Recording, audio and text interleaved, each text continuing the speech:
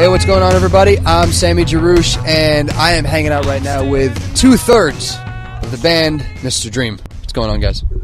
Hey. How are you? How's it going, man? Good. I am Nick, and I play drums. I'm Adam. I play guitar and sing. Fantastic. Now, first of all, I should say congratulations to you guys because you were recently voted the winners of the Battle of the Bands for that was sponsored by Toshiba and through Mog.com. So congratulations to you guys. That's awesome. But you know, when you win something like this, how does it feel knowing that, you know, even though you're still an up and coming band, you know that there's people out there that have been affected by your music enough that they want to go out of their way to support you, and they want to go out of their way to vote for you in certain cases like this, for example. I mean, you know, being an up and coming artist still, you know, how does that make you feel knowing that you're reaching out to these people even though you're still not considered the quote unquote, you know, the mainstream artist that everybody knows? I mean, it's flattering. It's surprising. It's you know, on like a day-to-day, week-to-week basis, you have no idea how many people are listening to you. You might think you're doing it all wrong or something, and it's cool to know that, you know, some people are moved enough to do something as like voting. So yeah, I mean, at the very least, you know that you're better than at least two bands.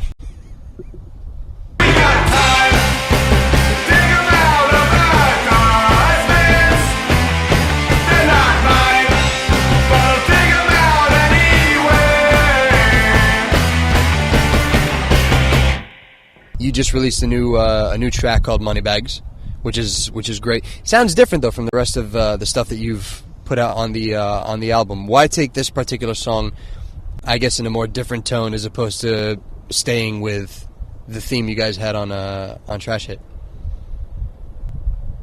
I just think on the second album we're trying to get out of our comfort zone a lot. I think there's like I don't know, it was a neat challenge for us to try to do just sort of like a really weird dance song, kind of like a really messed up like B-52s type song.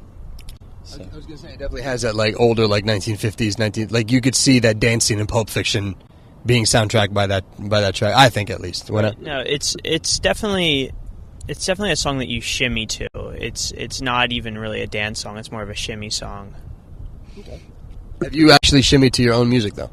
I think that's when we knew that it was done, was when we could actually shimmy to it. Right. The apocryphal tale is that Matt, Adam, and I met at a Jay Reatard concert in April 2008, and were entranced by the idea of three people making really loud, fast songs. And I think it's less about how we fit into Brooklyn and more just us being really taken by the economy and the speed and just the energy of Jay's songs.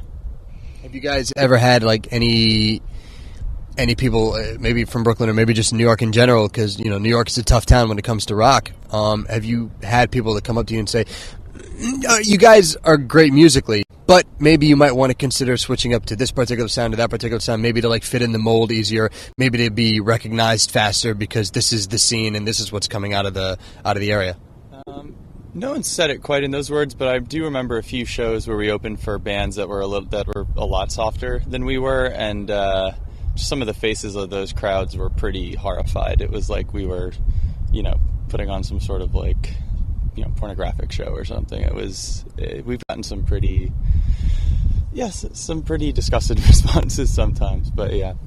I think when there are television shows that need songs that are a little bit harder, or commercials that need a little bit more aggressive rock music, I think that the song, you know, that sound will be a little bit more popular in Brooklyn.